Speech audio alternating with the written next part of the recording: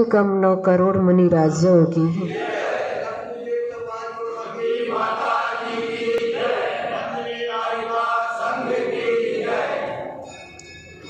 थकता रुकता कब कहाँ, ध्रुव में नदी प्रवाह, आह बाह परवाह बिन, चली सूरी शिवराह। आचार्य श्री की पंक्तियां हैं और वास्तव में आचार्य श्री ने इन 2 पंक्तियों में आचार्य भगवान का स्वरूप बताते हुए बताया है और उसमें हमें सिद्धांत भी दिया है कि संसार का स्वभाव क्या है। थकता रुकता कब कहाँ, ध्रुव में नदी प्रवाह है। नदी जो अपनी धारा से बहती चली जाती है वह कभी रुकती नहीं है। उसका लक्ष्य सागर में मिलने तक का होता है। इसलिए ध्रुव यानी कि लगातार बना रहना, निरंतर निरंतर और बहती रहती है नदी। उत्पाद व ध्रुव 3 चीजें हुआ करती हैं। हमारे जीवन में वो बराबर घटित रहती है।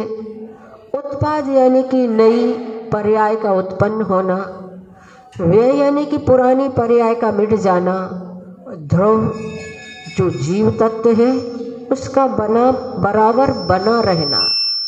जैसे कि किसी ने मनुष्य पर्याय से देव पर्याय को प्राप्त किया तो मनुष्य पर्याय का व्यय हो गया, देव पर्याय का उत्पाद हो गया और जीव जो मनुष्य पर्याय में हमारा था देव पर्याय में भी वही हमारा जीव है।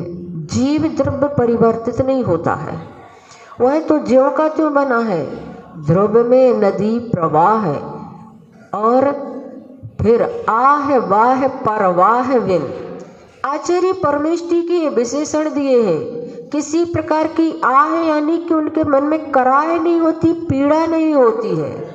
वाह यानी कि किसी भी प्रकार की प्रशंसा खूबियों के लिए भी जिनका मन लालायत नहीं होता है। आह वाह परवाह विन। आचार्य जी ने कितना अच्छा श्लेष तो ये जोड़ा है और कितने गहरे उसमें भाव भर दिए हैं। इनकी परवाह ही नहीं रखते हैं वो आचार्य। चले सूरी शिवराह, ऐसे सूरी यानी कि आचार्य, सूरी का मतलब होता है आचार्य भगवान। ऐसे सूरी शिवराह मोक्ष मार्ग पर चलने वाले होते हैं। अपन सभी ने कल आचार्य भगवान का 49वां आचार्य पदारोहण मनाया और उनकी विशेषताओं को हमने जाना था और अपना यहाँ पर आचार्य परमेष्टि के गुणगान चल रहे थे आचार्य भक्ति के माध्यम से, जिनमें आचार्य पूज्यपाद स्वामी ने भी कहा कि वो आचार्य जो होते हैं तरुमूल योग युक्ता, नौका सा ताप योग राग सनाथान, बहुजन हितकर चरियान, नभया ननघान महानुभाव विधानान। कितने विशेषण आचार्य भगवान के गढ़े हैं आचार्य पूज्यपाद परमेष्टि ने इन पंक्तियों में। तरुमूल योग युक्तान, जो आचार्य वर्षा ऋतु में वृक्ष के नीचे जाकर के ध्यान लगाया करते हैं। वृक्ष के नीचे तरुमूल यानी कि वृक्ष और उसके नीचे योग धारण करते हैं। नौकासा ताप राग सनाथन, ग्रीष्म काल में आतापन योग धारण करते हैं, पर्वतों के ऊपर बैठ करके ध्यान लगाया करते हैं। और शीतकाल में अभ्रावकाश खुले स्थान पर वो आचार्य भगवान अपने योग साधना करते हैं।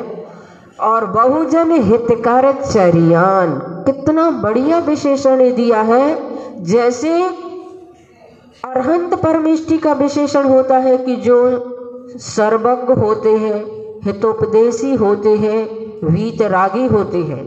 सर्वज्ञ के अरहंत भगवान के एक विशेषण में आचार्य परमेष्टि का भी ये विशेषण मिल रहा है कि आचार्य भगवान भी सबका हित करने वाले होते हैं।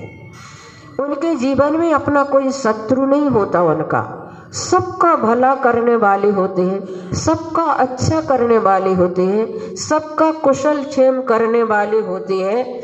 ऐसे विशेषणों से सहित बहुजन हितकर चरियान, जिनके मन वचन काय की प्रवृत्ति जो होती है वह सदा अनेक जीवों के हित करने वाली होती है, और अनेक जीवों के हित करने के लिए अपनी चर्या को भी ऐसा दिखाते हैं कि जिन्हें प्रवचन की जरूरत नहीं होती, बिना बोले उपदेश दे रहे हैं, बिना बोले ही जिनके हमें उन मुद्रा मात्र से उनके उपदेश मिल जाया करते हैं।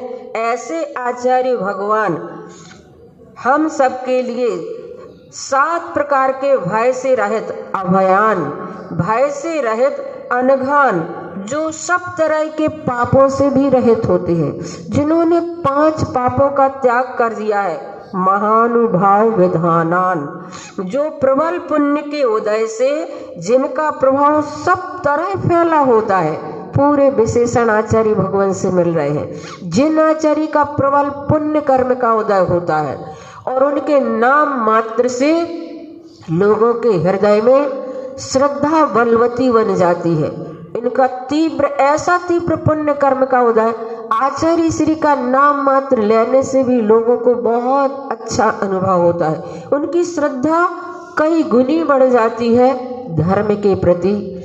तो ऐसे आचार्य भगवान और जो शुक्ल ध्यान और धर्म ध्यान में लीन रहते हैं, जब मैंने ये विशेषण पढ़ा कि शुक्ल ध्यान में और धर्म ध्यान में लीन रहते हैं, 3 पद जो होते हैं, उपाध्याय परमेष्टिका, आचार्य परमेष्टिका और साधु परमेष्टिका, ये 3 परमेष्टियों के तो हमने संसार में दर्शन किए हैं और अभी दर्शन किए हैं वर्तमान में। वैसे तो 4 परमेष्टि के संसार में दर्शन होते हैं, सिद्ध परमेष्टि तो मोक्ष में रहते हैं तो उनका तो दर्शन नहीं होता, लेकिन अरहंत परमेष्टि जब यहाँ चतुर्थ काल होता है तो उनके दर्शन तो हमें होते हैं।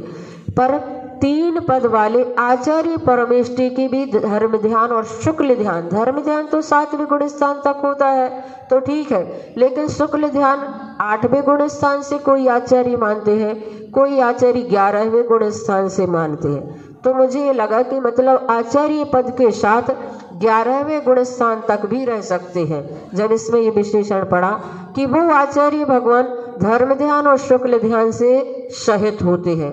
अन्यथा जब कोई आचार्य समाधि को साधते हैं तो पहले अपने आचार्य पद का त्याग करते हैं, उसके बाद संलेखना को ग्रहण करते। जैसे आचार्य ज्ञान सागर महाराज जी को संलेखना लेना थी तो पहले उन्होंने अपना आचार्य पद त्यागा, सामान्य मुनि व्रत धारण किया, फिर उन्होंने संलेखना को ग्रहण किया।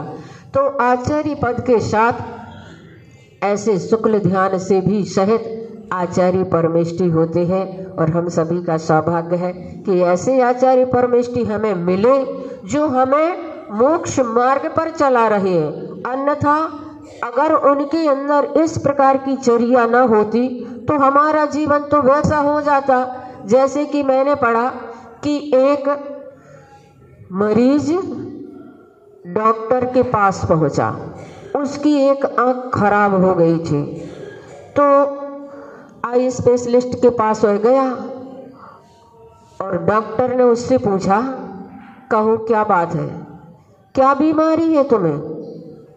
तो उस मरीज ने कहा, डॉक्टर साहब मुझे 1 के 2 दिखते हैं। डॉक्टर ने पूछा मतलब? मरीज ने कहा मतलब डॉक्टर साहब बात ये है कि होता तो एक व्यक्ति है लेकिन मुझे 2 दिखते हैं। तो डॉक्टर ने कहा ठीक है, कोई बात नहीं, चिंता की कोई बात नहीं है, सब ठीक हो जाएगा, पर ये तो बताओ कि ये सिर्फ तुम्हें ही ऐसा होता है कि चारों को होता है? तो उसने पूछा मतलब 4? कौन 4? तो डॉक्टर ने कहा आप चारों 4 यहीं तो खड़े हैं। मतलब क्या हुआ? मरीज को तो 1 के 2 दिखते थे और डॉक्टर को 1 के 4 दिखाई देते थे। अब मरीज जाए तो जाए कहाँ और किससे इलाज कराए? अगर डॉक्टर ही खुद इस प्रकार से बीमारी से ग्रस्त है तो मरीज का उपचार कैसे कर सकते हैं। पर बंधुओं, हम सभी ऐसे सौभाग्यशाली हैं कि हमें ऐसे डॉक्टर मिले हैं जो हर प्रकार से हमारे मानसिक, वाचनिक, कायिक सब प्रकार के रोगों का इलाज बहुत अच्छे से करना जानते हैं। ऐसे आचार्य परमेष्ठी के चरणों में हम सभी श्रद्धा से उनकी दीर्घायु की कामना करते हुए 9 बार कुंडलपुर के बड़े बाबा का जाप करेंगे। ओम ह्रीं श्रीं क्लीं ऐं बड़े बाबा हम नमः।